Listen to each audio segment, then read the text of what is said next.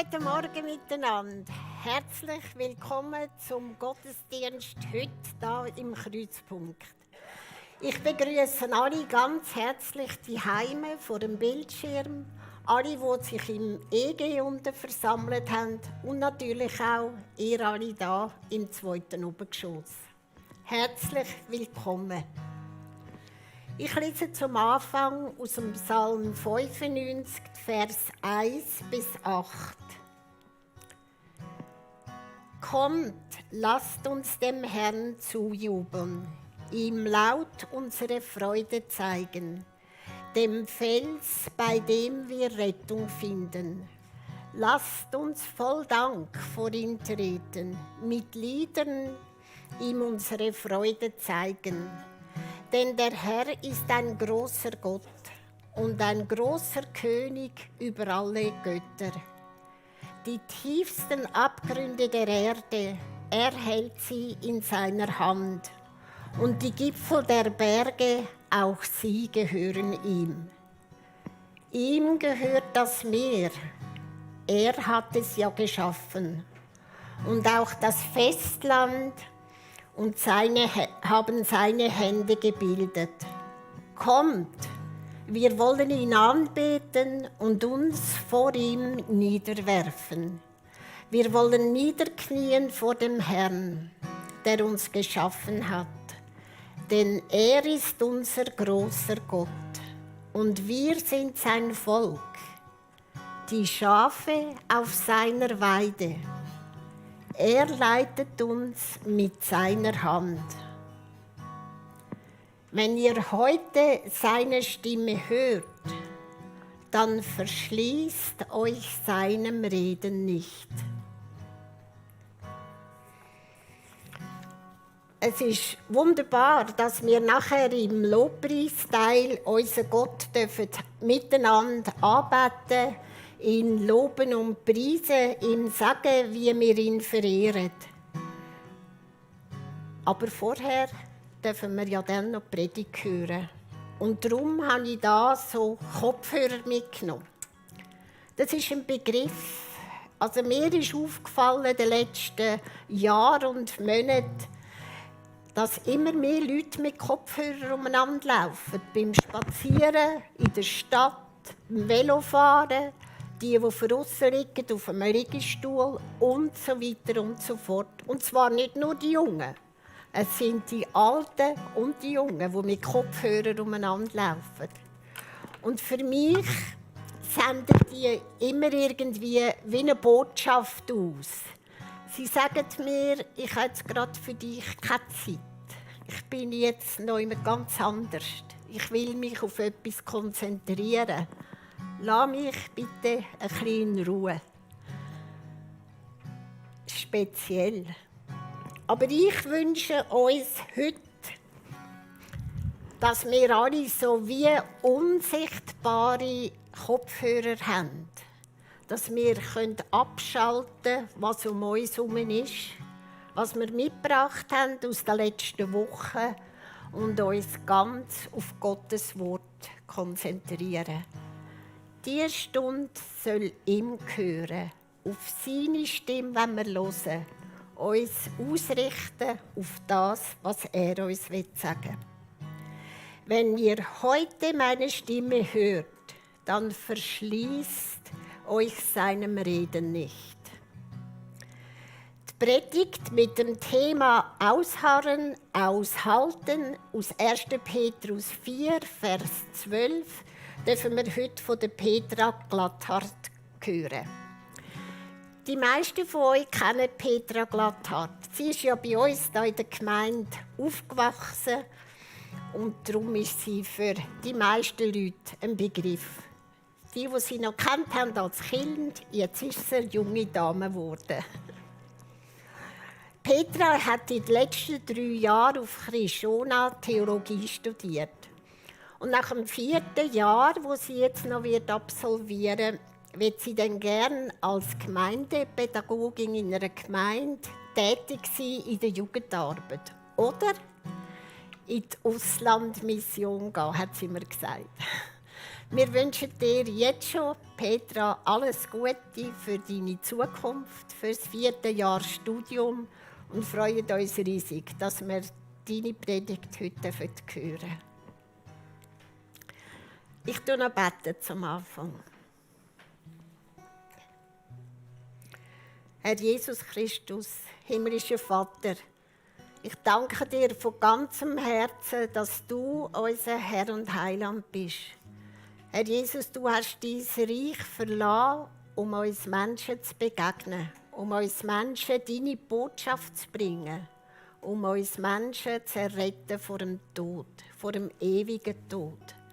Und Herr Jesus, es ist so ein riesiges Vorrecht, dass wir dich anbeten dürfen als unser Heiland, als unser Herr, als unser König. Und das wollen wir heute tun, im tiefsten Herz.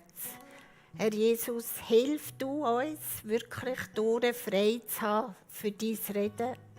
Hilf du uns, dass wir auf die Seite tun können, was uns noch beschäftigen oder uns auch belastet.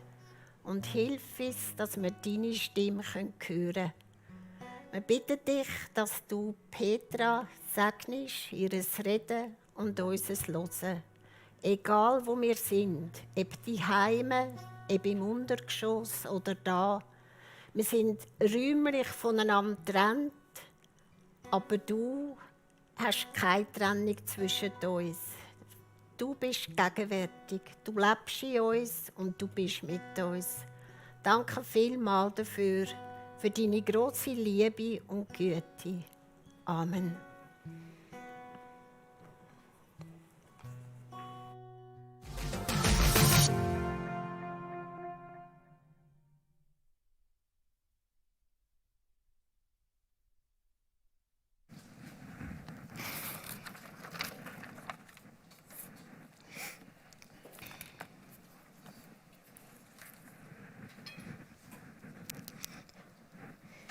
Ich habe euch gute Nachrichten mitgebracht. Und nämlich gibt es einen Weg, wie wir bis zum Ende von unserem Leben glücklich sein können. Ich habe nämlich letztens so einen Podcast darüber gehört. Klingt gut, oder? Der Johannes Hartl, ich weiß nicht, vielleicht kennt ihr ihn, ist der Leiter vom Gebetshaus in Augsburg. Er hat letztens über Gefühle geredet und eben gesagt, hey, es gibt einen Weg, wie wir glücklich sein können bis zum Ende von unserem Leben. Ich habe dann aber weitergelassen und ich habe gemerkt, okay, für mich ist das jetzt weniger eine Option, weil er hat dann weitergeredet und erzählt, ja, das Ende des Lebens kommt dann aber eher bald.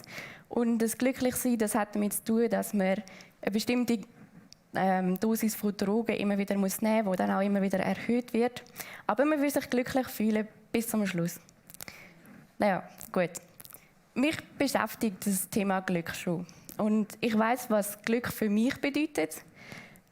Glück ist für mich Zeit mit der Familie verbringen oder an einem Sommertag in der Hängematte liegen oder an einem schönen Abend am Fluss sitzen und etwas trinken. Und ich habe mich gefragt, ja gut, eben das ist Glück für mich. Was ist Glück allgemein? Und habe in den Duden geschaut, wie man das so macht, wenn man sich so etwas fragt. Der Duden sagt Folgendes: Glück ist etwas, was das Ergebnis des Zusammentreffens besonders günstiger Umstände ist.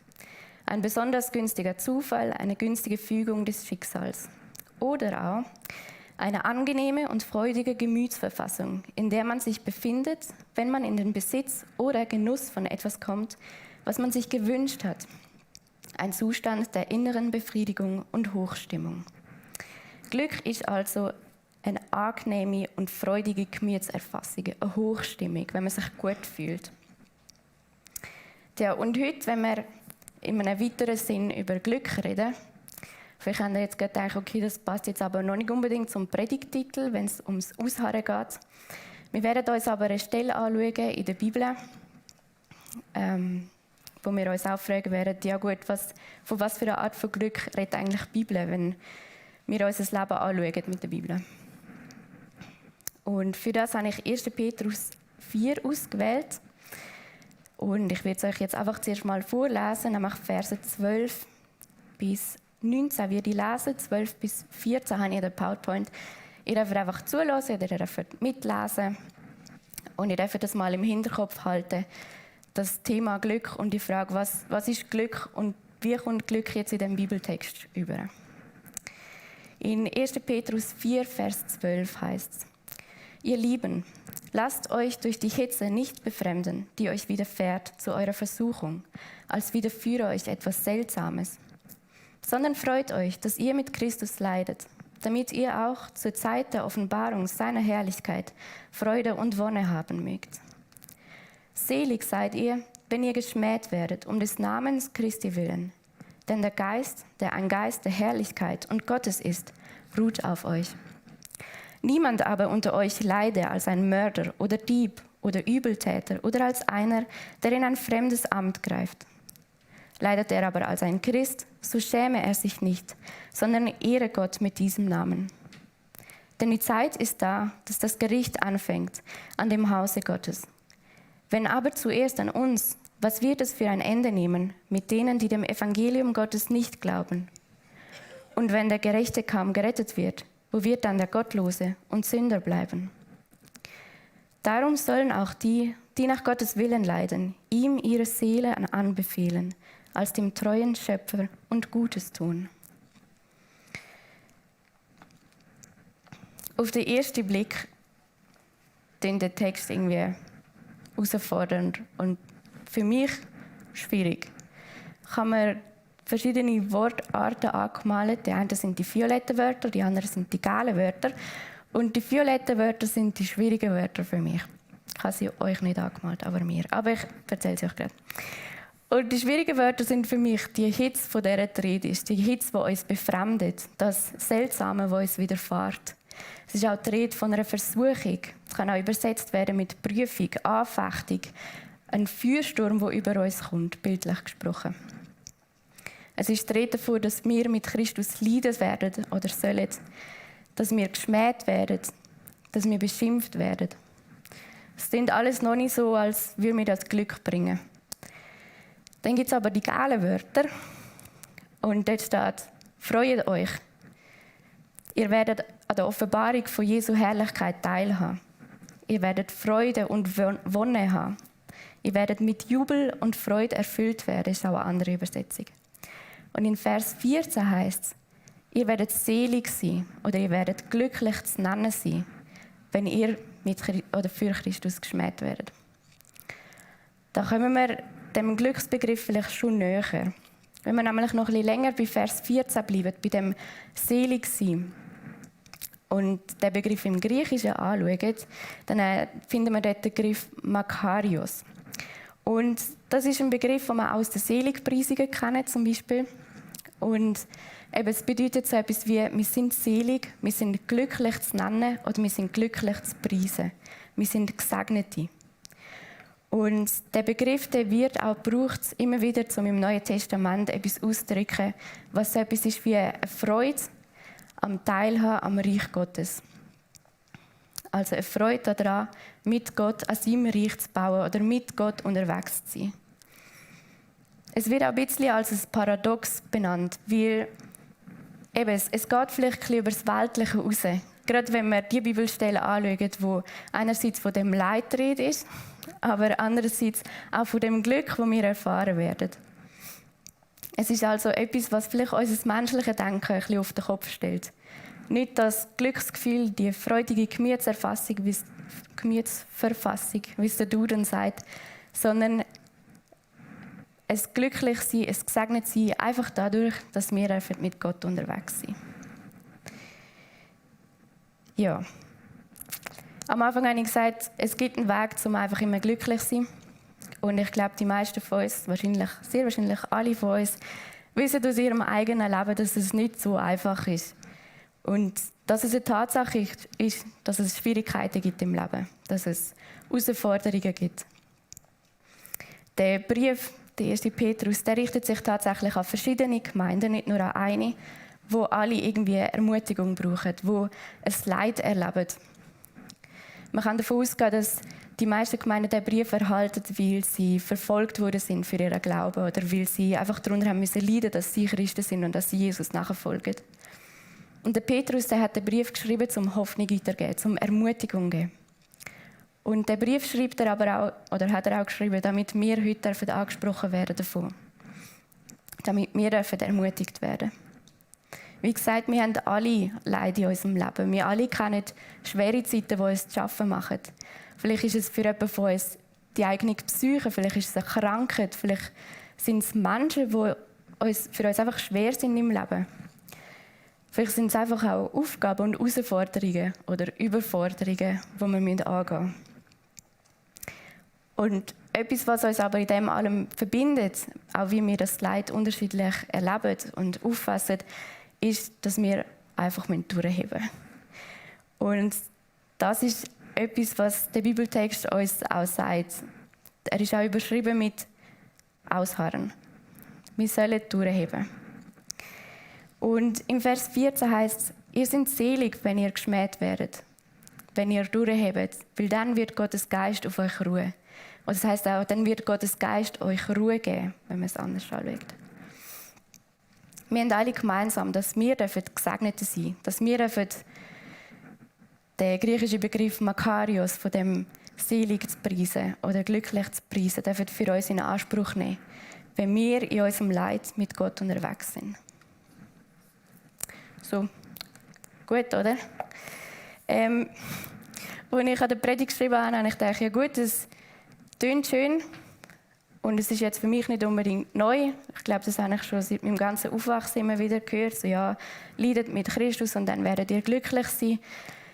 Aber für mich kommen da dann irgendwie so die Fragen auf. So, ja gut, also wie mache ich das jetzt? Es klingt einfach ein bisschen selbstzerstörerisch. Also ist schon gut, wenn das dann irgendwie alles gut kommt, aber ja.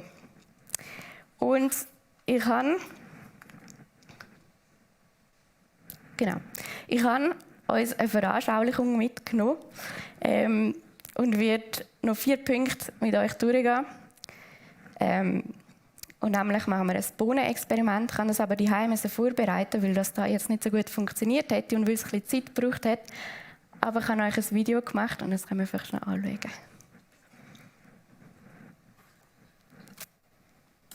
Wir machen heute ein Experiment.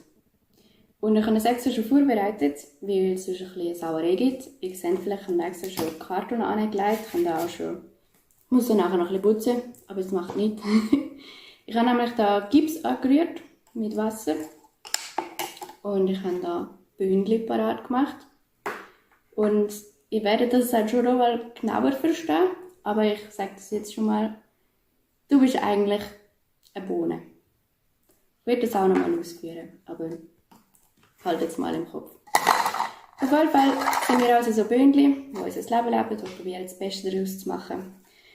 Und es ist halt doch einfach manchmal so,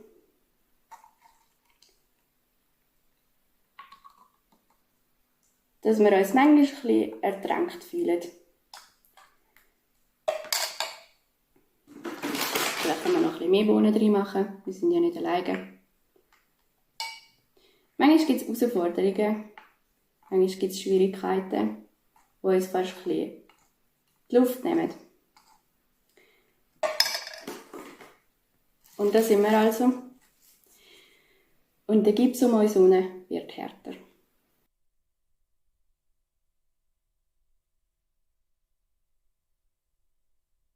Ist klar, oder? Ich habe da den Becher noch mitgenommen.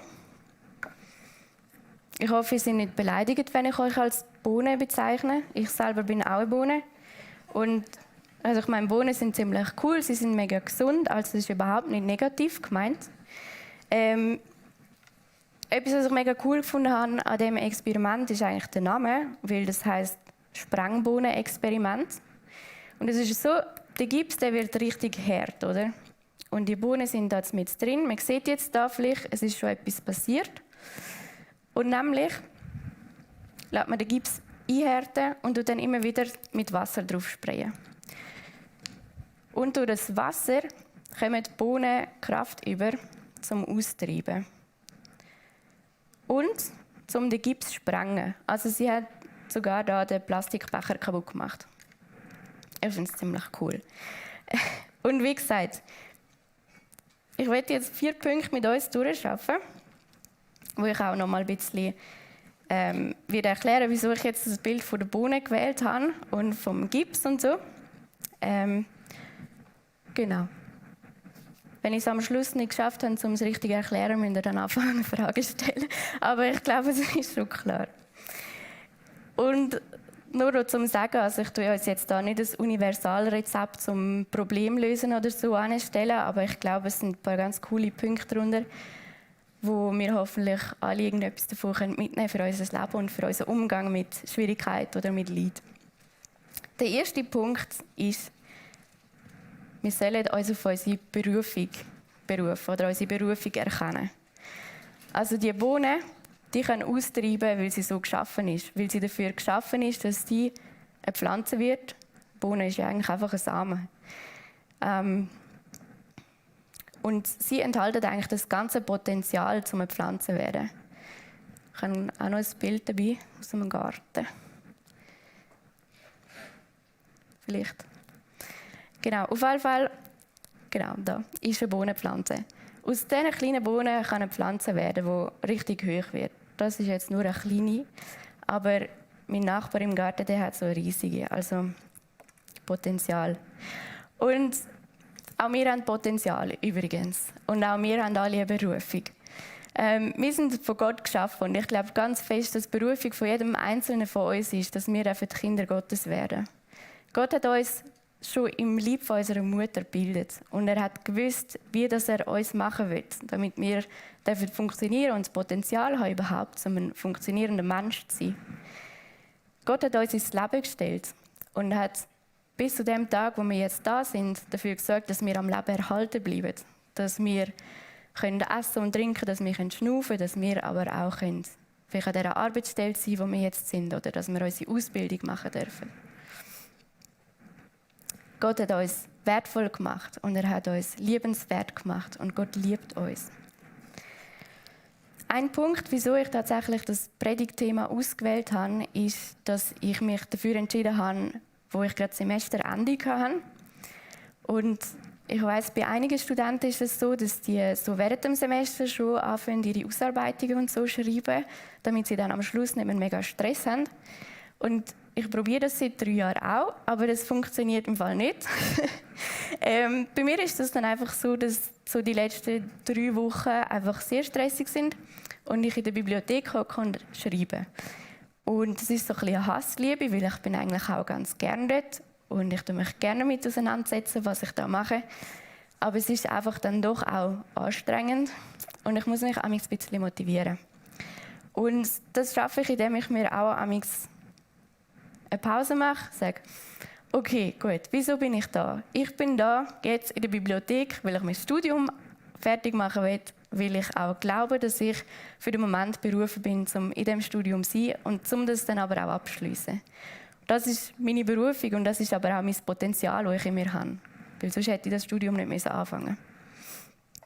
Und genauso glaube ich, dass jeder von uns eine Berufung hat, wie gesagt. Und vielleicht weißt du, dass deine Berufung sogar spezifischer ist. Dass deine Berufung ist, zum Mami zu sein und dich um deine Kinder zu kümmern. Oder dass deine Berufung ist, zum mit 2 bestimmten Freunden unterwegs zu sein. Oder zum an deiner Arbeitsstelle zu sein. Oder zum, weiss ich nicht, wo hingehen und irgendetwas machen. Aber deine Berufung ist mindestens, dass du Kind Gottes bist und einfach darfst sein und dein Potenzial entwickeln. Der zweite Punkt ist Mut zur Veränderung haben. Es bringt nichts, wenn wir in einer Situation hilflos ausgeliefert sind und wenn wir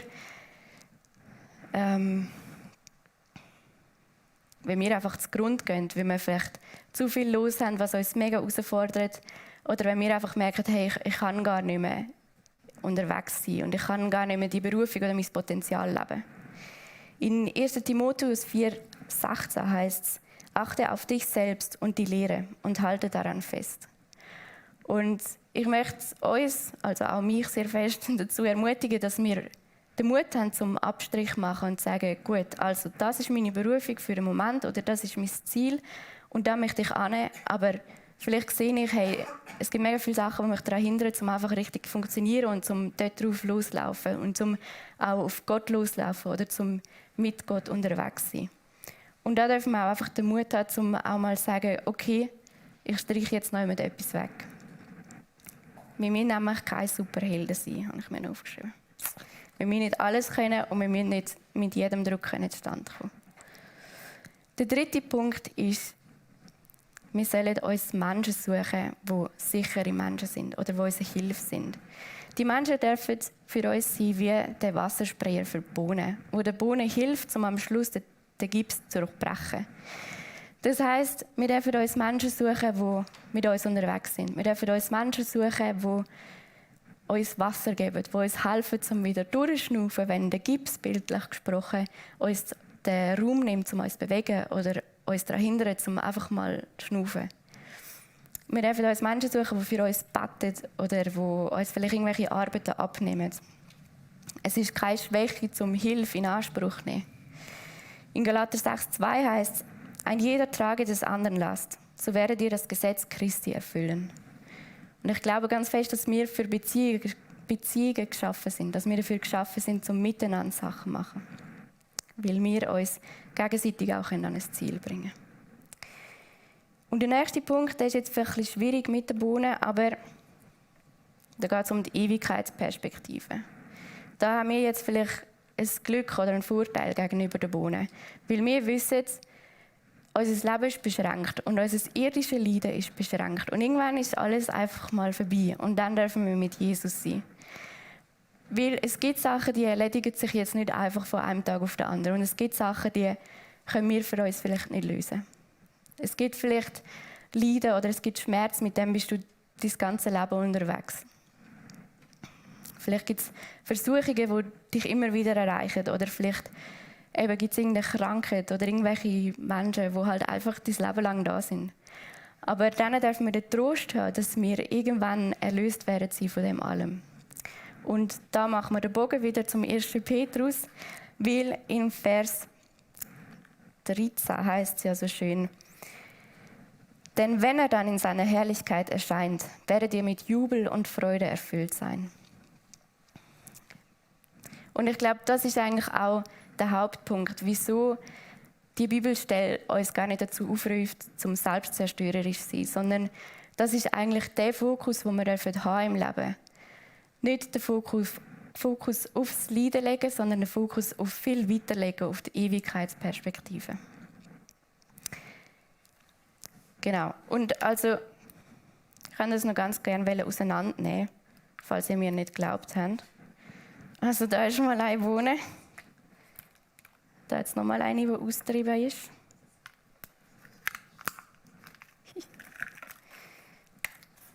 Ich habe mir überlegt, ob ich kein Schälchen mitnehmen soll, aber ist jetzt doch ganz gut.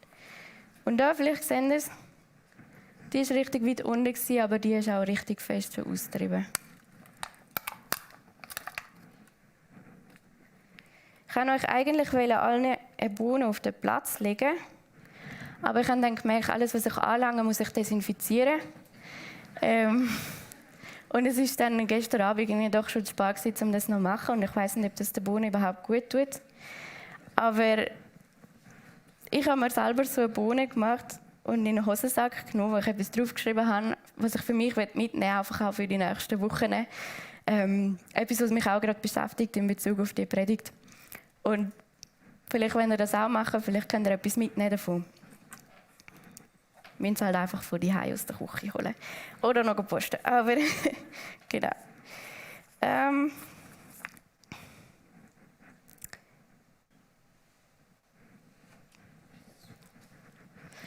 Könntest du noch überlegen? Ich glaube, ich habe alles gesagt, was ich will.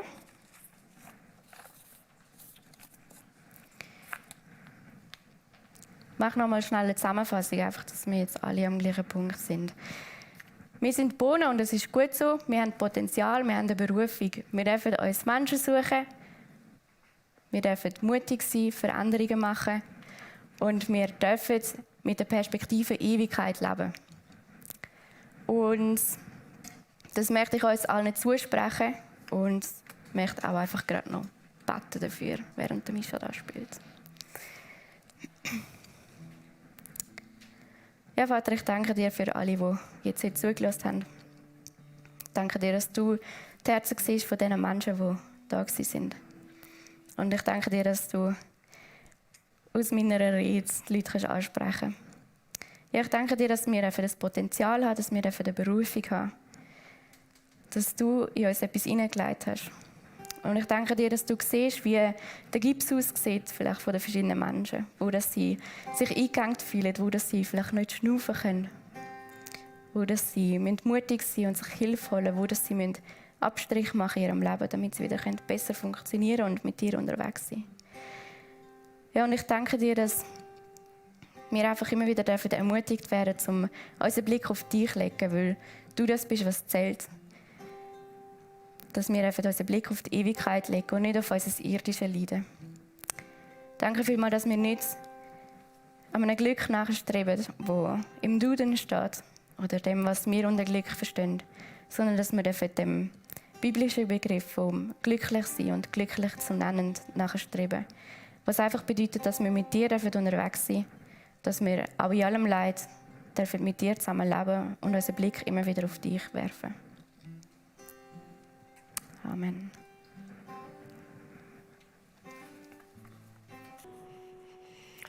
Herzlichen Dank, Petra, für deine Predigt. Wir wünschen dir Gottes Segen für dein weiteres Studium und dass Gott dich auch dort einsetzt und für das, was er dich berufen hat. Herzlichen Dank auch allen anderen Mitarbeitenden, die heute im Einsatz waren. Es ist so wunderbar, dass sich immer wieder so viele zur Verfügung stellen. Wir haben gesungen, ich glaube an Gott, den Vater, an Jesus Christus, seinen Sohn, an den Geist der Wahrheit. Und das wollen wir nicht nur singen, sondern mitnehmen in unseren Herzen. Egal, was die nächste Woche bringt, er nimmt uns an seiner Hand. Er wird uns das geben, was wir nötig haben. Er wird unseren Glauben stärken und uns Kraft geben. Er gibt uns festen Boden unter den Füßen. Und er gibt uns auch das Wasser, das wir brauchen, dass wir als Bohnen den Gips sprengen können. Wir allein können es nicht. Und ich bin froh, wir müssen es auch nicht allein machen. Jesus Christus ist mit uns. Ich lese jetzt gerne noch euch den Segen aus dem 1. Petrus, Kapitel 5. Ihr dürft gerne aufstehen dazu. Der Gott aber, der euch seine Gnade auf jede erdenkliche Weise erfahren lässt und der euch durch Jesus Christus dazu berufen hat, an seiner ewigen Herrlichkeit teilzuhaben, auch wenn wir jetzt eine kurze Zeit leiden müssen. Dieser Gott wird euch mit allem versehen, was ihr nötig habt.